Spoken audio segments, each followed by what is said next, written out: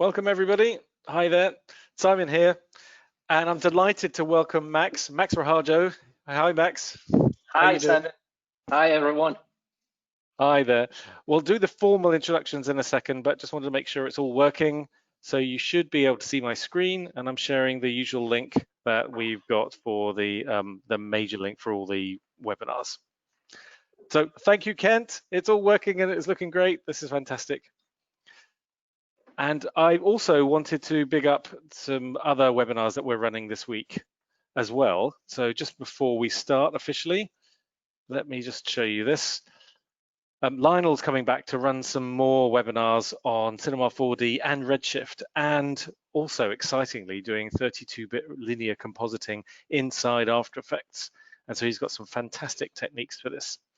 And I'll put a link into the chat in this current session, and also you get a link if you haven't seen this already on the email that follows it up, or you could just follow the Maxon or the Red Giant Twitter feeds, because we have been putting this on there too. So please have a look at that. But also more excitingly, we've done a bit of housekeeping, and you'll be delighted to know that rather than having to click on any of the previous session titles to watch the previous recording, you can go to a dedicated channel now on YouTube where we've uploaded all the previous webinars. So including all the previous ones in the Demystifying series that we've been doing every Monday, and all the previous ones that the likes of Jonas and Darren and Lionel and Nick and Jason and Anthony have been doing over the last 6 months. So I'll post that link. It's already in the chat, or I'll post it again and send it in the email and so on. But anyway, that means it makes it easy to actually view the recording. Fantastic. Or you could just search on YouTube, Maxon Volume Program Training. Great. Okay, so officially, let me welcome you, Max. Max is one of our excellent trainers in-house at Maxon. So welcome. Thanks for joining us for these sessions. Thank you. The pleasure is mine. Well, I think it's going to be ours, because I know you're a very talented colorist, so I can't wait to see the sorts of things that you're going to share with us. Thanks. And you're most welcome. And just as a reminder, if you want to sign up for any Max's other sessions this month, we're running them all July. Please go to the Red Giant blog, and here they are. We're doing balancing shots and matching colors today. And I'll add this link in again. And yes, we're recording already. So I think that's all the housekeeping stuff done. Welcome to everyone. Hi from the Shetland, Simon. I'm not surprised that it's rainy and windy, even in July. But anyway, hi everyone. Hi Mads. Hi Rob. Hi Jay. Great. So let me hand over to you, Max. Thank you. We'll just make you the presenter. Here we go. And as usual during these sessions, we encourage you to ask questions. So please dive in and ask those questions, because then it gives us a chance to ramble on about what we think is a good approach and good workflow. And it also helps inform us how you're working. So we love to see them. And Max has got also a really nice set of slides that he's going to run through. And we've got a link to a download link for these slides as well. So we'll share that too. Anyway, over to you, Max. Right, thanks, Simon. So can everyone see my screen all right? Yeah? I can, yes. He can see it too. This is great. Right. So thank you, everyone. Thank you for attending the webinar. And before I start, I will turn off my webcam for the screen real estate here, right?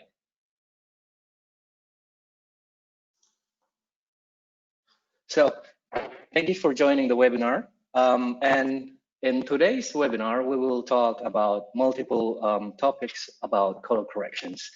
And in this first webinar, we will be talking mostly about the primary corrections. And in the upcoming webinar, in the second webinar, we'll do the secondary corrections, because secondary webinar, secondary corrections, why not?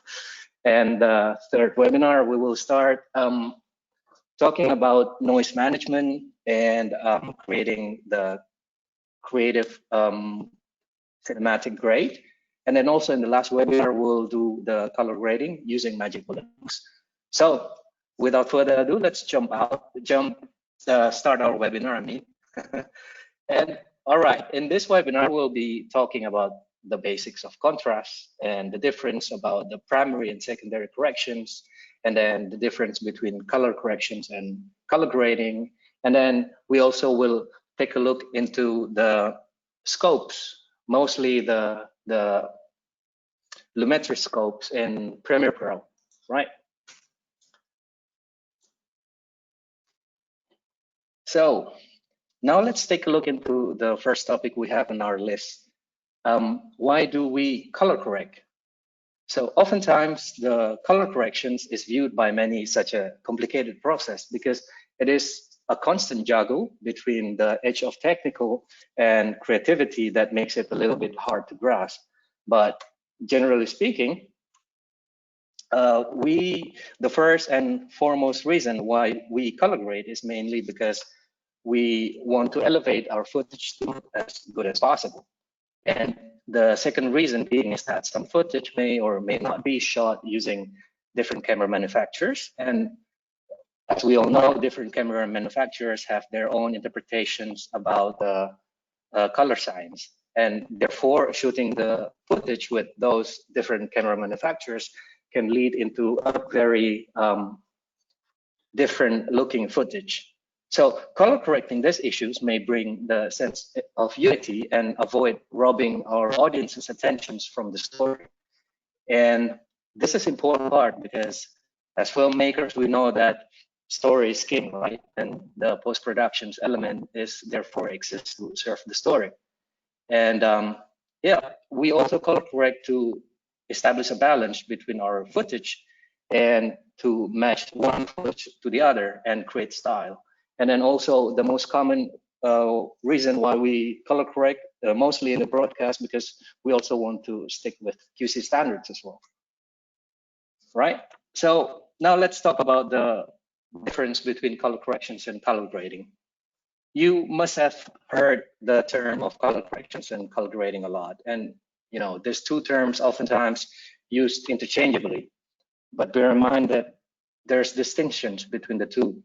Well, the story goes that at one time, color corrections was the descriptions given to color work on video, while color grading was the term applied to the process of color timing in motion picture film.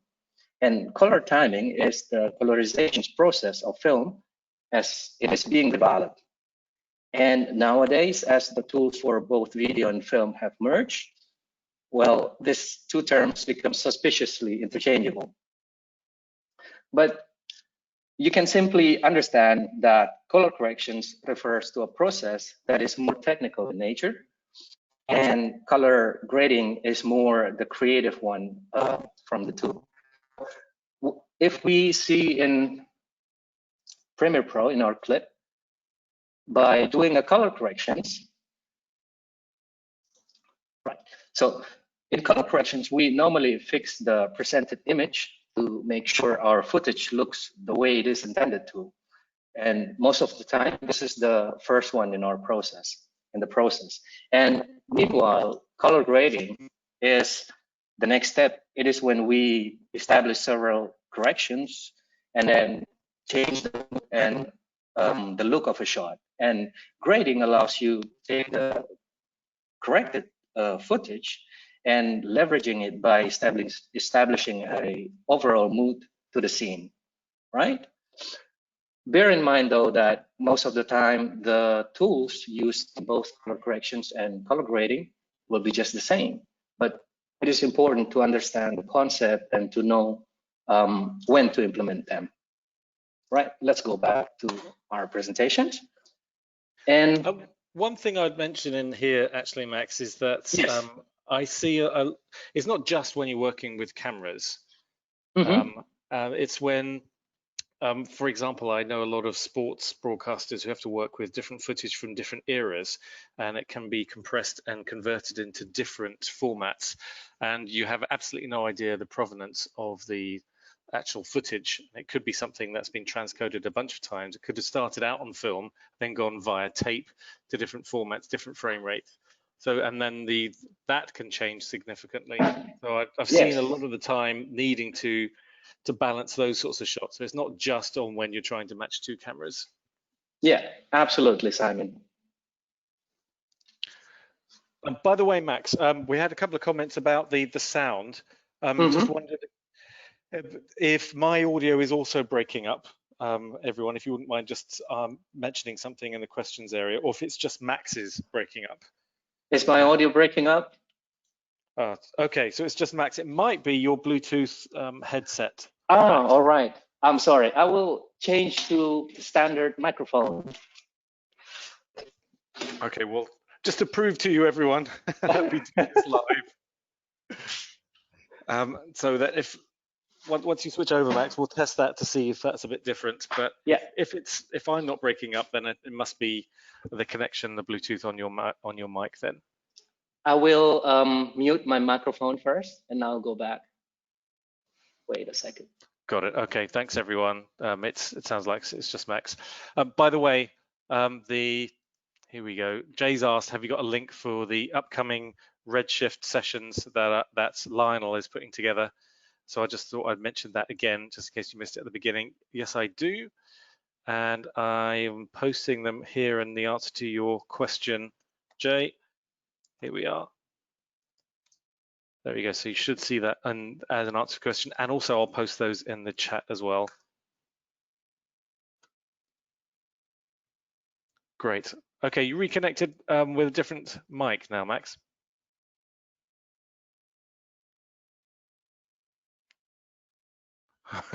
All right.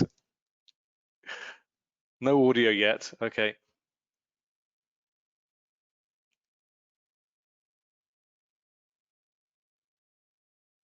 Okay, so no audio from Max. Okay, thanks, Randy. Hi, Simon. Hi, everyone. Can everyone hear me all right? That sounds better to me. That sounds a bit of a less of a breakup. Yeah. All right. Sorry. Please apologies. I'm sorry. This is my Bluetooth headset. So and also, thanks Ryan, Heath, Greg, James, and Mac, and Rob and Michael. Yes, sounds much better. Thanks, Oliver. Okay. Thanks for bearing with us, everyone. Right. Feel free to stop me whenever you feel you hear audio issue again. Okay. Right. So now let's continue our webinar. So that was about the difference between color corrections and color grading. And now let's talk a little bit about contrast, because contrast is a very essential thing in color corrections, because contrast is actually the element of an image that draw our eyes to that image. And contrast is measured based on the tonal range of an image. And the tonal range of an image refers to the distance between the darkest and the lightest point in that image, and how those values are spread out over the whole image. So the amount of these values are spread out are referred to as the contrast. So let me show you in Premiere Pro. So for example, when an image has a very dark sections while having a very bright sections, it is said to have a high contrast. And we can see that as well, that there's a big gap between the darkest area in the scope to the brightest area in the scope. So this characteristic normally you'll see in the high contrast image. And to the opposite, when an image has a not very great gap between the darkest part of the image and to the lightest sections of an image, and if you see in the scope that the value is more kept in the middle, then this type of image normally considered as a low contrast image, right? So now let's go back to our PowerPoint Max, again. Would you mind just jumping back to Premiere? I just wanted to answer a question that I've been asked multiple times, which is how much can we trust the scopes, the Lumetri scopes in both Premiere Pro and in After Effects. And I wanted to give you an answer to that, which is, the answer is mostly. You can get away with trusting them to some extent, depending on the quality of the output, or the accuracy, I should say, of the output. But Yes. this is another it depends answer. Exactly. But my brief little snapshot answer for this is that I worked a number of sports tournaments over the last few years, things like the World Cup and the Euro Championships. And one of my jobs on the gig was to make sure that everyone's Tektronix scopes were synchronized and all the signals were legal. And so I was managing dozens of workstations doing this. And I just, on a whim, I was measuring out the difference between those actual external scopes and the Lumetri ones. And I found that you actually could rely pretty much most of the time on the Lumetri ones and get a reasonable accuracy within 10%, something like that. Oh, so if you don't have, I thought it was pretty good as well. So we had the luxury of having both. We had the Tektronix scopes and we had the Lumetri scopes. And so in general, it gives you a pretty good idea. There's no substitute for a proper external scope. And you can throw money at this, of course. Exactly. But, I mean, that's if that's, does that follow with your experience, Max? Exactly, Simon. It's a great starting point.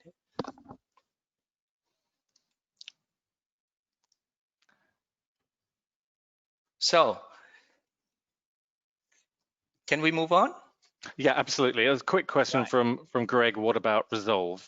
I weren't using Resolve in those terms, so I might have to defer and get some advice from some of the colorists I know who use Resolve more heavily to answer that. But that's the advantage of having these multiple sessions every Monday, because if there's anything that we can't answer today, then feel free to hound us until we do answer it properly over the next few weeks. Oh yeah, for sure. That's the idea of the webinar, right? Yes, absolutely. And a quick answer to Jory's question. Jory, sorry if I'm pronouncing that wrong. Can Magic Bullet be used in DaVinci Resolve? Well, yes, Magic Bullet looks can be used as a node and on the timeline in Resolve too. You can share presets in between Avid and Premiere and After Effects, and not Sony Vegas, it's Magic Vegas Pro even works. You can share presets if you start up with that, which I've seen as a workflow as well. Anyway, back to you, Max. Thank you, Simon. So when color correcting, we are dealing with video signals. So I think it's let's also briefly understand that the video signals is also consists of two elements: the Luma and then the Chroma components. So the Luma components is in the video signal is the component that carries the monochrome portions of the image. So this is actually the component that determines the image lightness or the contrast of an image. Meanwhile, the Chroma component is the portions of the same signal that carries the color informations. And in many video applications, Chroma can be adjusted separately from the Luma. So if we go back in time a little bit, I'm not trying to date myself here, but if you are familiar with the CRT televisions, in the back, you normally see the YPBPR or the YCBCR video signals, right? So when we plug the Y cable, we got the black and white image because that's actually the Luma component. And when we plug the CB and CR cable, we start to get the colored image. So the colored televisions is actually superimposing the color informations on the Chroma, on the Luma component, I'm sorry. So theoretically speaking, the color television is not colored televisions, but the colored televisions. Right, Simon? Yes, absolutely. And we tend to call it YUV, but of course it's YCBCR because YUV is the old analog component. And even measuring in IRE, we still call it IRE, but technically because we're in digital space, it's easier to prefer it in grades of percent, I think. Yeah. All right. Okay. Now let's talk about the difference between the primary and secondary corrections. So when you are color correcting, you actually decide on how bright the highlight should be and how the dark the shadow would be, while making some adjustments for exposure changes.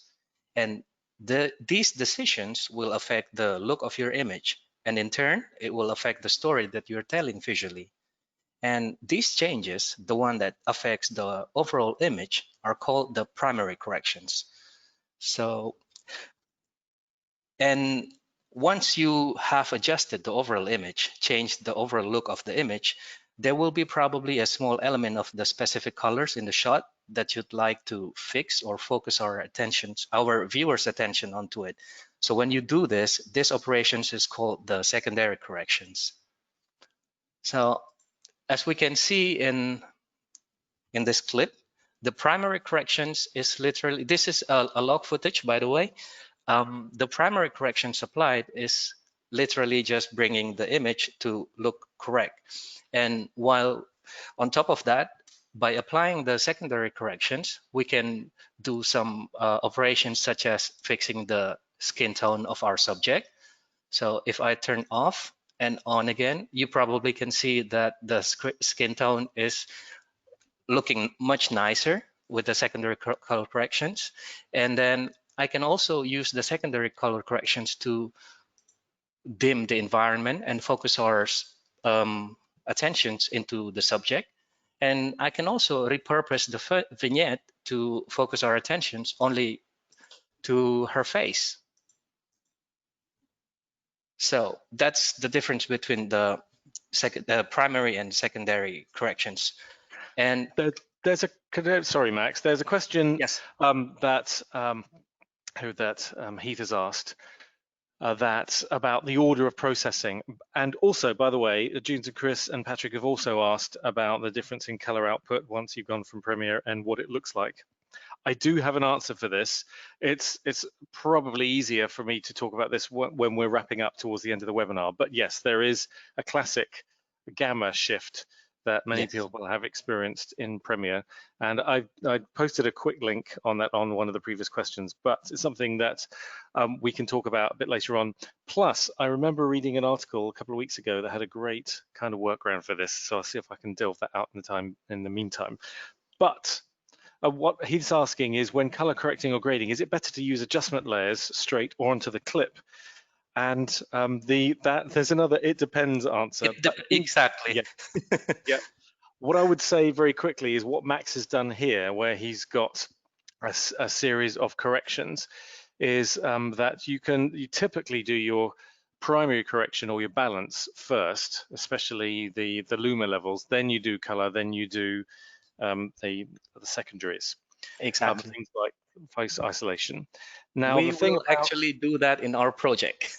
Yes, we're going to absolutely cover that. But just in a quick answer to that, Heath, is that the adjustment layers are processed after all the clip effects. So as Max goes on the top left here, it's Colorista face vignette is first, and then the other ones are being processed in the top-down order. So if you want to add an adjustment layer after the event, just remember that it's being processed afterwards, and that might make a difference depending on what the effect is. But technically, out of Premiere, you can do that. You can have multiple adjustment layers and multiple clips and add those together. It's not necessarily going to hurt everything, but sometimes you can use it as a time saver. Yeah. Right. So to summarize, you can simply get away by understanding that primary color corrections is actually the corrections that apply to the whole part of the image. Meanwhile, the secondary corrections is the targeted corrections to a specific part of the image. And to select those specific part of the image, we normally use what we call the qualifications. And qualifications is the series of criteria established by us, the colorist, to select the pixel in an image that fall between the criteria. Well, you can simply understand that qualifications is actually just mean selections. Right. So let us jump into the scope before we go to Premiere and start balancing our shot. So here we have some scopes that mostly used in Premiere Pro, going from the bottom left, we have the histogram waveform. And then on the bottom right, we have the histogram, and then we have the RGB parade over here, and then the vector scope. So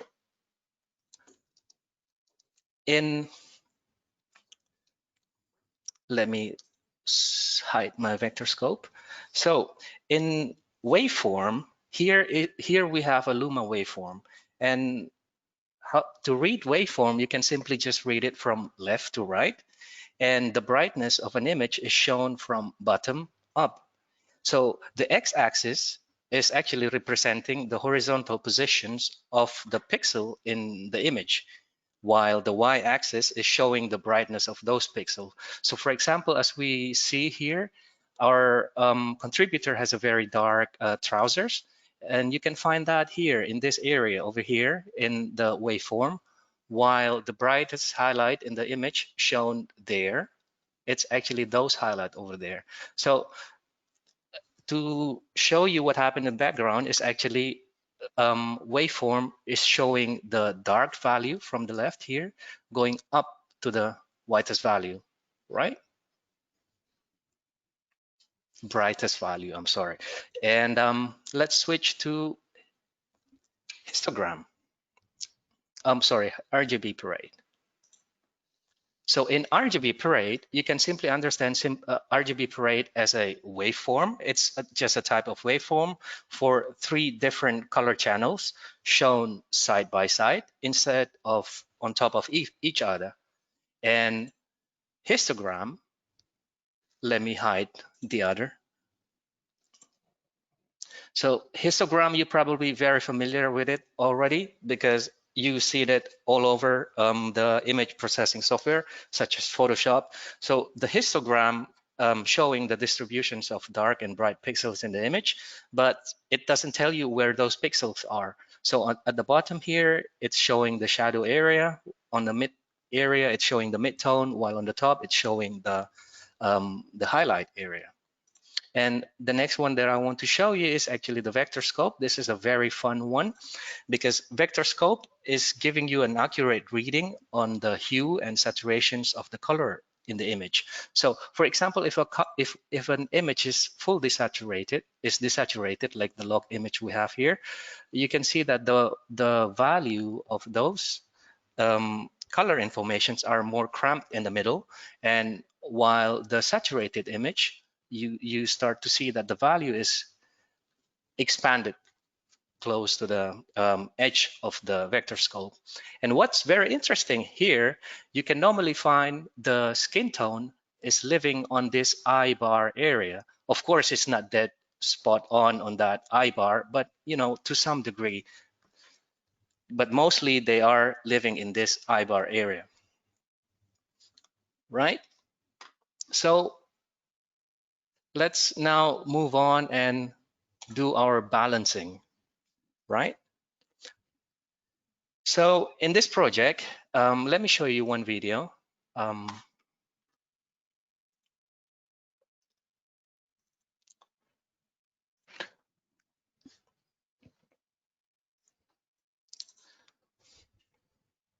So in this project, we'll try to achieve something that looks like this. And as you can see, the first part of the clip is not color corrected, while the second half is color corrected. Well, I hope that provide enough descriptions of why we need color corrections in our footage. Right, let me close that.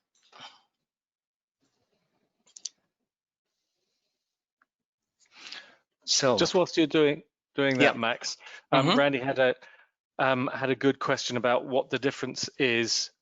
I'm summarizing, Randy, but what the difference is between the Red Giant tools and the inbuilt color corrections tools in Premiere, and perhaps being able to just look at a couple of examples of both.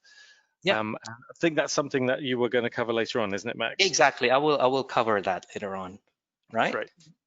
But so, yes, it goes without saying that you can do a variety of these techniques in multiple different hosts. We'll try and give you a flavor of those too.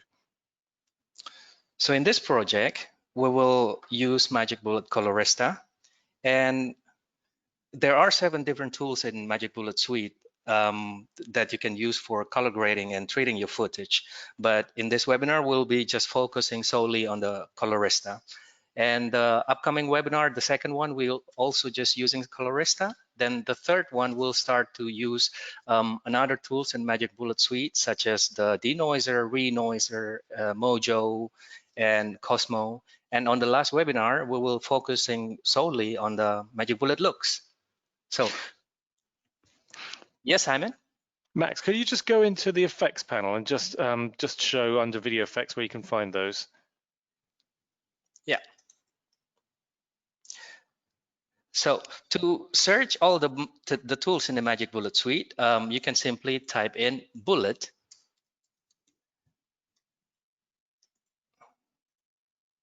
Why it's not showing? There you go. I'm sorry, my computer is slow. Right. So by simply typing in bullet, you can get all the 7 tools in Magic Bullet Suite. And to apply Colorista to your footage, you can simply just drag and drop Colorista to your selected clip, or you can also drag and drop it to the effects control, right? So before I move on, let me point you out to the recent update Adobe has made on Premiere Pro, because this could be the important one. This could also be the answer to Randy's questions. And so normally when we are color grading, or we start to add blue to our shadow while adding the yellow or orange to our highlight. So what happened actually, and if we see in the background, what happened actually, here I already have Colorista. In Colorista, if we are adding blue to our shadow, we start to see that Colorista is coloring our shadow area, but leaving the pure black area alone. It means that you will not get a blue wash to your image. You will still retain the purest black area, black. And let me reset Colorista. Meanwhile, in Lumetri, if we do the same, we can also see that Lumetri is keeping the purest black area black, but this is the new update with the latest update in Creative Cloud. So previously, Lumetri would color the shadow area, including the black area, the pure black area. So this is a great update. And if you have been working with Lumetri before, I think it will be worth it to see if your legacy project is fine, if there's any great change. Max brings up a great point here. This is an answer to the question of why do we need Magic Bullet if we've got Lumetri, which is a whole topic. And I'm going to attempt to sit on the fence here, even though Max and I both work for Maxon, and Maxon merged with Red Giant, so we might be slightly biased, but I'll see if I can give you a on the fence opinion. But also the exact question that June's asked actually was whether you should use the wheels or whether you should use some of the sliders in Colorista. And you could say the same for Lumetri. So in fact, would you just open up both of those, please, Max? Yeah. And so in Lumetri, you have several sections. And could you just open up basic correction as well?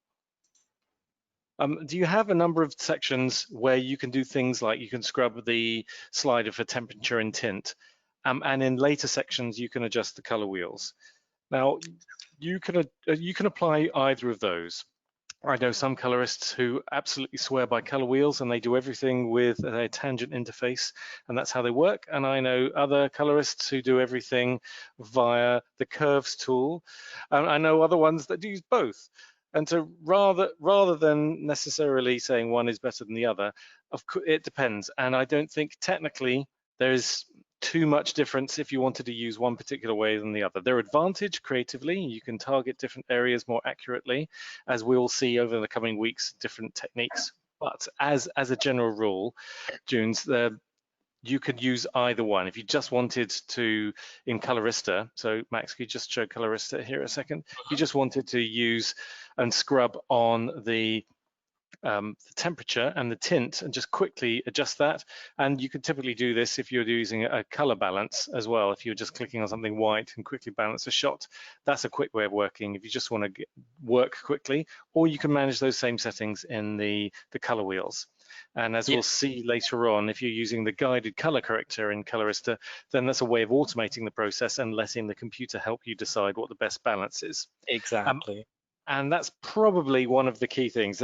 There are some things you can do in Colorista that you can't do in Lumetri. Lumetri's got a wide range of panels that collect together. You could, still sitting on the fence here, you have all the ability to have most of the tools available without having to scroll up and down too much, a little bit more than Colorista. But what we found in general is that, and this isn't me speaking, this is the experience of multiple editors I've seen in different broadcasters in multiple different cities, that you can stack many more instances of Colorista on a clip and still get real-time playback than in Lumetri. And to be fair, Lumetri has in recent versions improved the processing of this and made it processing faster. But it could come down to ease of use, the tools you know, and some small things that one does that the other doesn't. There, I don't think I've fallen off the fence too much, but anyway. Right. Yeah, Simon. Well, while we're here, I would also let me also show you the difference, another difference in Lumetri and Colorista. So, for example, if I reset the Colorista here, if you watch the scopes carefully, if I play around with the highlight slider, as you can see, using Colorista, the highlight slider is only affecting the top highlight and also the top mid-tone area over there. While if I am going to use Lumetri,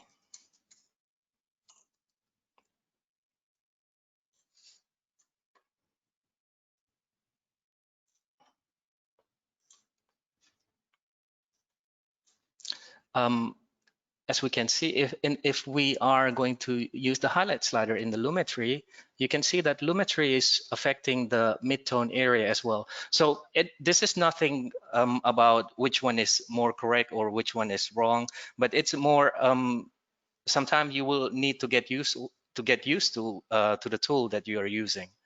So that's the difference. And yeah, that's a good point. Whenever I've been explaining this in the past, somebody has usually said, "Oh, that's interesting. That's why I've spent a bit longer trying to get a balance out of Lumetri than I have inside Colorista, because sometimes the sliders don't act in the way I think they were going to." So I think that's the answer, and what Max just pointed out about the fact that the highlights in Lumetri actually pin the black point and then adjust the entire gamma curve, whereas exactly. the same slider inside Colorista only does it from the 60% mark and up. So it's just a useful thing to bear in mind. Again, I'm still sitting on the fence. As Jay says, I'll probably make a good politician, so maybe. Yeah, and on top of that, you also have this highlight recovery slider, which only affect like the 10% of the highlight, as you can see in the scope. It's only affecting the top, the brightest area of the highlight. Right. So now let's actually, let me point you out to this amazing tool called the guided color corrections inside Colorista. So, uh-oh, this is embarrassing. What happened here? All right, that's it. So the idea about this is that guided color corrections will guide you through the step of color corrections as if you are the professional colorist, because each step in the guided color corrections are inspired by the professional colorist workflow. So the way it works, you just need to press continue, and then you can choose the type of footage of your footage. And you can choose either technically or visually. So if you know your footage is shot as video or a flat video or log, you can simply just choose that. Or if you don't know what type of footage you're dealing with, this is the case when you just simply choose the footage that look best to your eyes. Oh, by the way, I would like to say thank you very much for Red Bull for providing the clips for us to use for this webinar. Thanks so much. And this is actually the case. In this case, I don't know how this footage was shot, so I will just go to what looks best to my eyes, and this is that is the flat video. I'm sorry, guys. So I will just choose the flat video. So by choosing the flat video, guided color corrections is actually crafting the suggestions for you for the next coming adjustments. So by clicking next, we will be brought into the black level adjustment. And at first you might be surprised that your image is now black and white, but this is actually guided color corrections is trying to help you not to confused with color contrast. So by separating the color, you can focus more on the contrast itself. So here you have the slider and to screen. If you bring the slider all the way to the left, and you can start to see the blue indicator on the right screen, and you can see the result, the adjustment that you've made on the left screen. So if you see the blue indicator, it means that you are clipping the shadow details, and it means that you are losing the details in your shadow. So for me, I will just stick with the suggestions from guided color corrections because I like the look of it. And then by clicking next, we will have the white adjustment level next. And if we slide the slider all the way to the right, we can start to see the red indicator that indicate the clipping highlight, means that we are losing the information in our highlight. But since none of these steps in guided color corrections are destructive, if you like the look from your left screen, you can go for it. And you can still refine your adjustment later on when you finish guided color corrections. So for example, let us choose this way, right? And the next one, we will have the midtone adjustment. So if the black and white level adjustments are the salt and pepper, the midtones is actually where the steak is. By adjusting your midtones, you determine the brightness of your image. So I will just go around there and click next. And here we have the contrast adjustment. By doing the contrast adjustment, we're adjusting the shadow and the highlight area, but not necessarily the purest white and the purest black area. So after clicking next, we will then now start to reintroduce the color saturations back to our image by using this slider, right? And by watching the scope, you can actually see the technical balance of your image. You can see if the saturation is too much by monitoring the scope, if the values are going over the edge of the scope. So for this image, I would like to put the saturations just around there.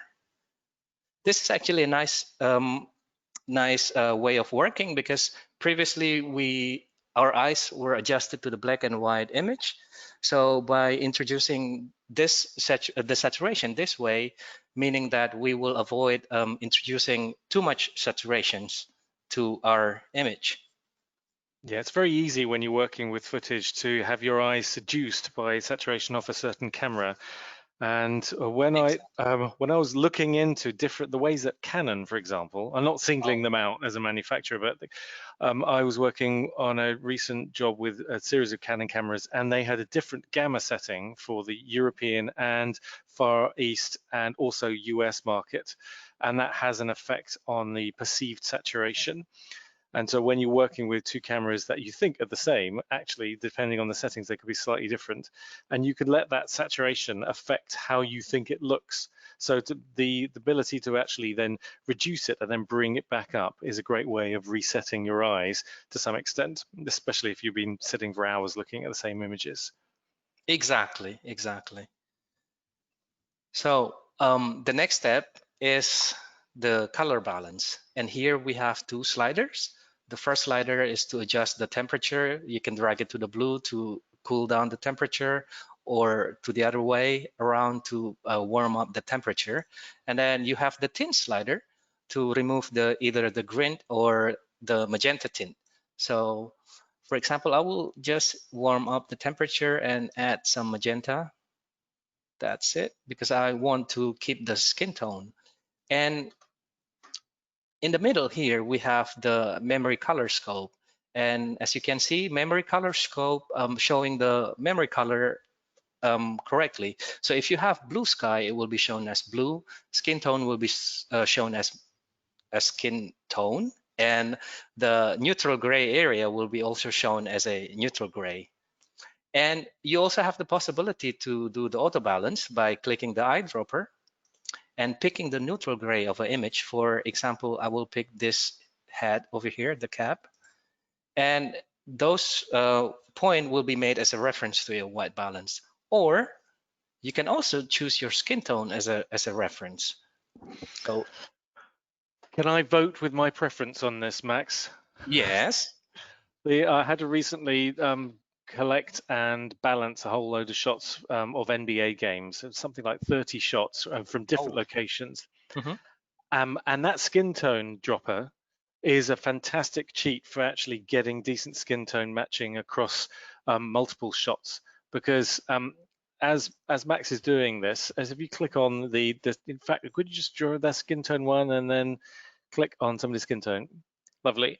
Now, as you can see, what that does, it subtly changes the temperature and tint sliders, but it does keep that skin tone on that eye bar that Max was talking about earlier. And Exactly. when you are looking at multiple skin tones from multiple different types, then if you're having to connect those together over a lot of shots, that's the thing in these sports images that people were looking at first. And so if that balanced first, then it was an easier job to kind of tweak any other distracting colors after the event. And I found this method much faster than manually going through with the color wheels. So in a long-winded eventual answer to the how should we work, what's better, the colors or the wheels or the sliders? In this case, it wasn't either. It was going through the guided color correction and letting it help you remember what the different settings were on previous shots, as well as matching out skin tones that would look acceptable as far as the vector scopes are concerned. And at that point, you can then go on and do a grade. And I also would like to point out what's really nice here, that you can actually hover over the vector scope and click and drag all the adjustments simultaneously. So you can drag all the values simultaneously. This is really nice one. In fact, that's a really good point, because when you are scrubbing the temperature and the tint sliders separately, you're kind of doing two instructions. Yes. Whereas you can do this as one, then you're actually concentrating on the color. I mean, you're saving time as well, because we're measuring our day in clicks, aren't we? But yeah, if you were able to then change those simultaneously, it's a quick little method to be able to then bring that color and move both of those sliders at the same time. So that's a great little tip, Max. Yes. And now, when clicking next, we will have the before and after versions of our image. So that is balancing shot using the guided color corrections. And once we hit finish, we will be brought back to Premiere Pro. And here we can now do the fine adjustments to the adjustment that we have made in guided color corrections. For example, if we see here in our scope, we see that we are clipping the highlights, because before we have highlights clipped, and I can just save that highlights using the highlight recovery and start dragging that. And as you can see, it brings down those brightest highlight in the image down, right? So below that, you also have the HSL slider. And as we can see here in this image, to my taste, I feel like that the red color is very very obvious and stealing too much attention.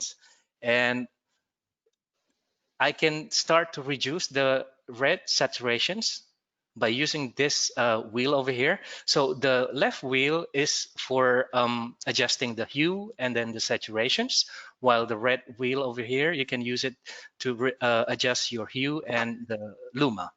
So for example, by dragging the red puck to the orange color, you can start to make the red color orange, but I don't want to do that. So I can just double click that and reset my value and slightly bring down the saturations. And as you can see, the red color is aligning correctly to the red area over there. And I will just bring down the brightness a little bit. That's it. And I think I quite like the look. So it's yes, another question I also get asked quite a lot when we're looking at these color pins is the degree of separation. And these have automatic keying. I mean, we'll look at the keyer as we progress through yes, these Monday sessions. But the quick answer is that if you see a color that is distracting or you want to exaggerate, and it's near that particular pin color, then you can just click on that and it will exaggerate those colors with a slight feathering between that and the next color, which means it's really quite clean, and we've got some good results out of that. But somebody was mentioning earlier on about how far is too much color correction, especially when dealing with phone footage or 8-bit H.264. And what I would say, if Max, if you move that red pin around the circle to maybe towards the purple one, so just rather than outside, just like keep moving it to the right here, and then move the purple one a bit further on, and then which then enables you to move the red one a bit further. Depending on your footage, you can get away with this if it's like 10-bit or higher. But if you've got 8-bit iPhone footage or Android footage or H.264 highly compressed or low data rate, the more you change the colors, the more you're likely to bring out macro blocking and some of those compression artifacts.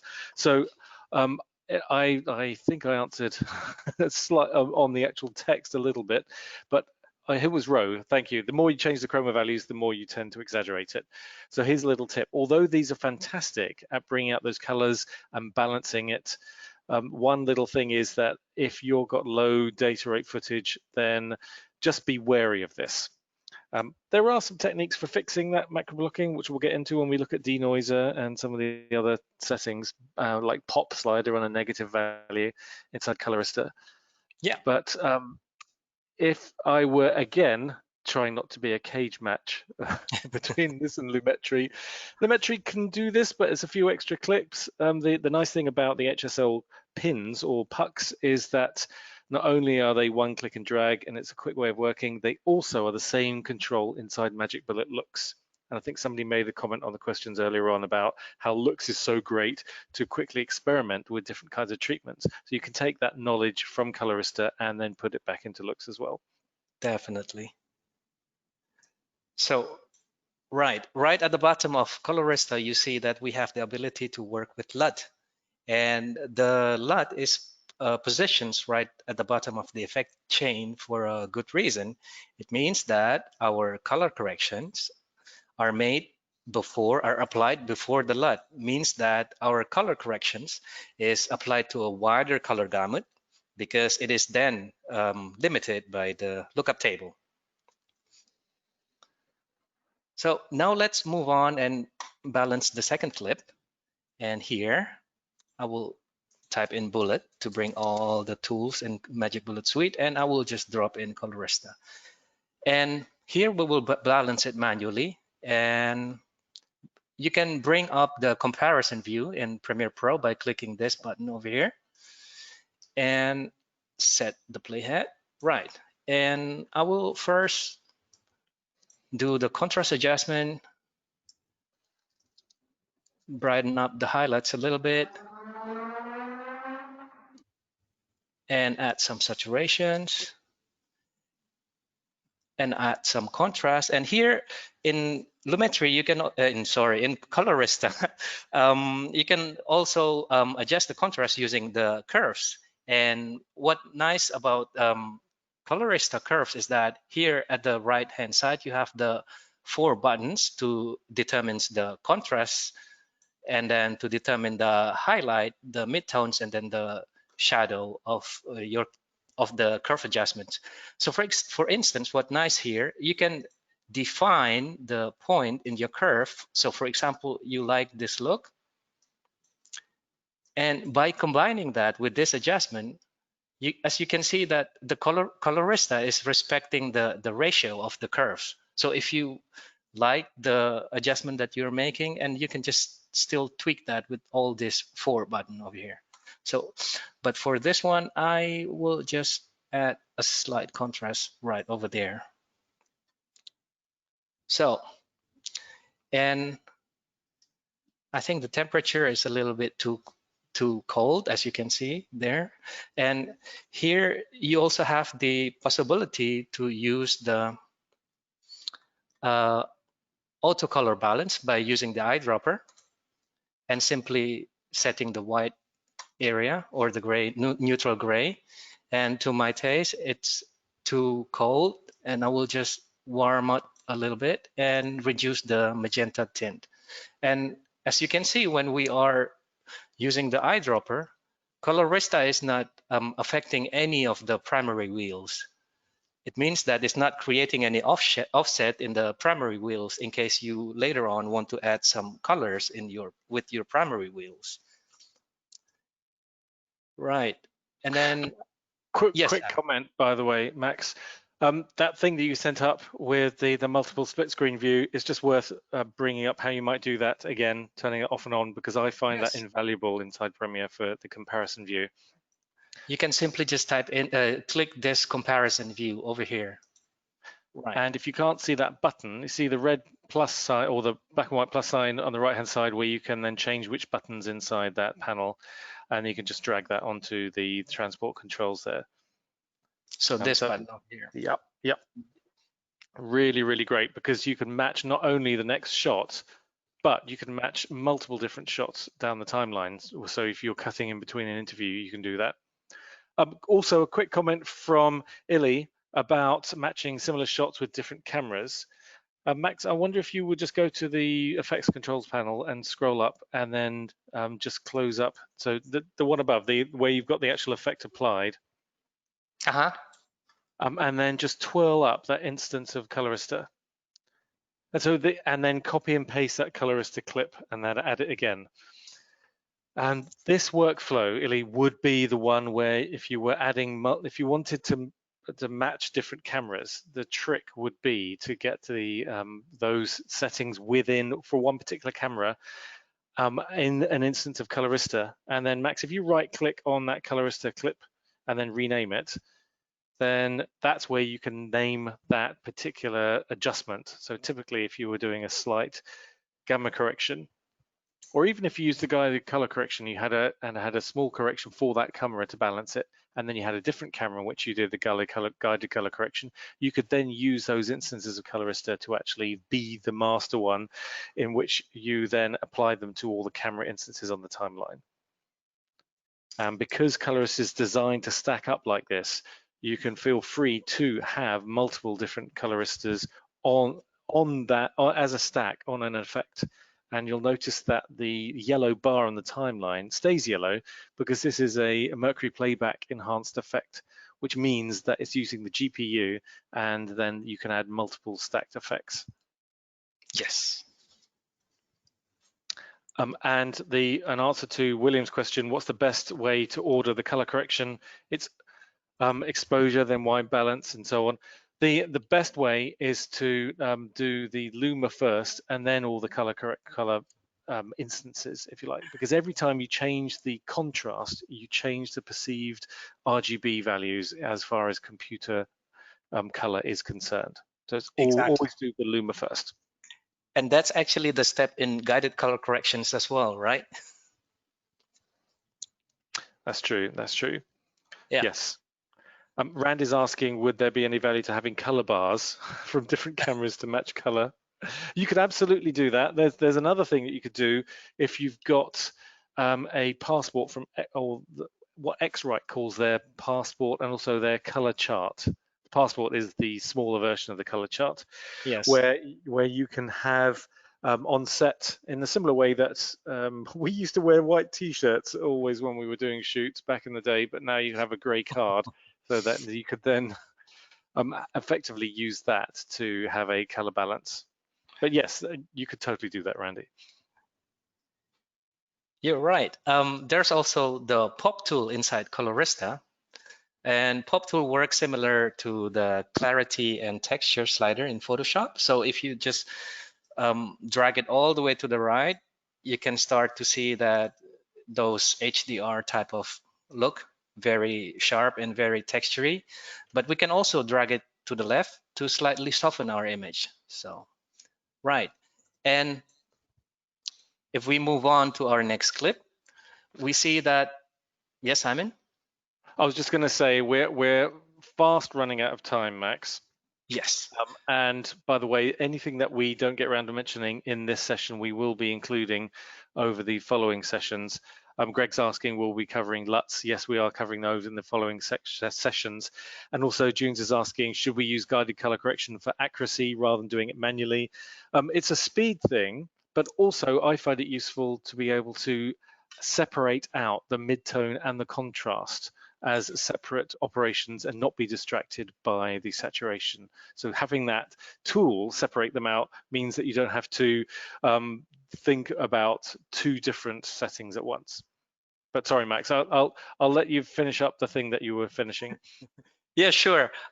Because we're running out of time, and as we can see that the shot is pretty much in the same time and in the same setup, we can just simply save Colorista as a preset and then later on use that preset, or we can just simply copy and paste Colorista to the same to the image, to the new image, and we can see that it differs slightly, mostly in the temperature. So I will just warm up the temperature a little bit, somewhere over there, and reduce the magenta tint. All right, that's it. And now we have pretty much a balance and match clip. And we also can apply, how do you call it, a general look on top of that, also by using Colorista, by simply adding a adjustment layer on top of our clip. So we can just go back to our project tab and create a new adjustment layer, and then just drag it on top of our clips, right? And then we can apply Colorista onto the adjustment layer. So, and I will just add some blue to the shadow and add some orange on the highlight, on the midtones, and also in the highlight. So by doing so, now you have the same look on all the clips that you are working on. So that's the way to speed up your workflow as well. And then in Colorista, we also have the ability to use keyer here. You can find that here in this key and clicking the edit button, but we will talk about that in the next webinar, right? Yes, yeah, absolutely. The Junes is asking, are you going to cover keyer? Yes, so we'll yes, we're focusing going to on that solely on the second webinar. We'll be having much fun with the keyer. And absolutely. Yes, Simon? Quick question, whilst you've got the panel open, where is guided color correction? It's right at the top of Colorista. Right. It's very useful tools to get you familiar with the steps in color corrections, and it speed up your workflow as well. And I would also like to point out that Colorista has the ability to work with log footage as well. And there are some difference in Colorista when you are using log mode. So to enable the log mode, simply let Colorista know in this dropdown that you are working with log footage. And by doing this, there are several differences in the sliders. So for example, the exposure sliders, if we are choosing the log footage over here, and then we drag the exposure sliders, as you can see, the value in the scope move simultaneously. While if we are having the video mode and we are playing around with the exposure, you see the value is scaling up from 0, when we are dragging the exposure sliders. So I'd just like to point out there are several sliders that behave differently in log mode and video mode.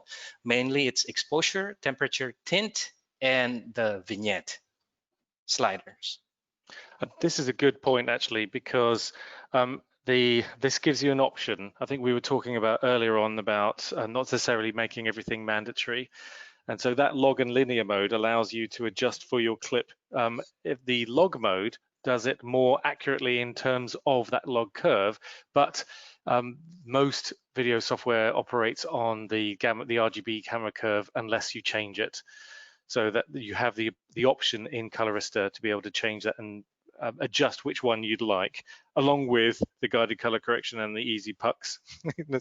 If I was kind of highlighting or just ticking off all the things that you can only do in Colorista. But anyway, quick question from Logan: can you do all of today's things inside After Effects if you don't use Premiere? Oh, yes, yeah, sure. Absolutely. Yeah.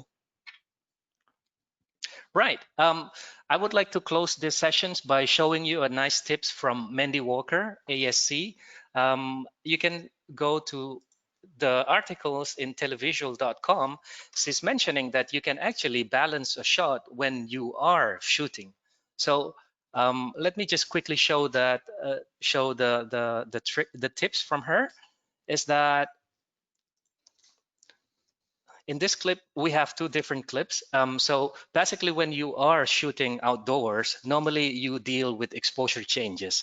So the nice thing is you can balance your clip using the contrast by, for example, when you are shooting in a cloudy day, you simply expose your clip correctly, while if the sun going out of the cloud, you can slightly overexpose your clip while protecting your highlights. So the idea is to open up the shadow while protecting the highlights to create less contrast. And then later on, when you are going to do the color corrections in the post-productions, you can simply add contrast to the less contrasty shot, the sunny shot, and then you can reduce the contrast on the normally exposed shot. So for example, in this clip, I have a clip that shot normally, and then I overexposed the second clip a little bit. So here I will just apply Colorista quickly, and I will just apply a Canon log, the conversion log. So yeah, now we'll add the contrast a little bit, deepen the blacks, brighten the white, and adjust the midtone a little bit. And I will warm up the temperature just slightly. Right. And I can copy this instance of Colorista and apply it to the second clip. And as you can see, there's still a difference in the first and second clip. I think for this sessions, it is nice to just focus on the background of the clip, because this in this clip, as you can see, we need secondary corrections for the subject, since the subject is overexposed and you see much more contrast in the subject. The idea of Mandy Walker is you can start to increase the contrast, and as you can see in the background, while I'm increasing contrast, the background is start to match the first clip, and in the first clip I can just simply reduce the contrast by simply using the same trick, using curves. And now we can see it's pretty much looking similar, but here we can see that our subject is slightly less contrasty. I find out that this is very interesting, Simon, that this tips from Mandy Walker, it works nicely with the ambience, with the environment, but not necessarily with skin tone. And with the skin tone, it's working the other way around. So in the overexposed clips, you need to add contrast. You need to reduce contrast, while on the correct exposed clips, you need to add contrast. And I can do so by using the second instance of Colorista, and I will stack it on top of the existing Colorista, and I will just establish a mask, focusing only on the subject. And I will add some feather a little bit. And now I will just add the contrast to the subject. Right, brighten my highlight a little bit. And warm up the temperature just slightly.